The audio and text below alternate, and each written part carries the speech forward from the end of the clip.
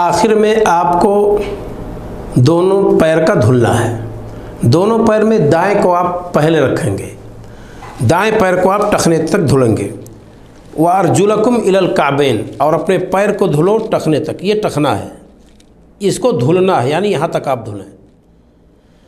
پیر کو جب آپ دھلیں گے انگلیوں کے سرا سے لے کر کے ٹخنے تک، یہ ٹخنا داخل ہے دھلنے میں، تو بائیں ہاتھ کی چھوٹی انگلی سے خلال بھی کریں گے، اور خلال کا طریقہ یوں بتایا گیا ہے، ہر انگلی کے بیچ میں آپ خلال کریں گے۔ دایاں پیر 3 مرتبہ دھل لیجئے، اور اسی دائیں پیر کی طرح سے آپ بائیں پیر کو بھی 3 مرتبہ دھل لیجئے۔ یہ نبی کریم صلی اللہ علیہ وسلم کی سنت ہے۔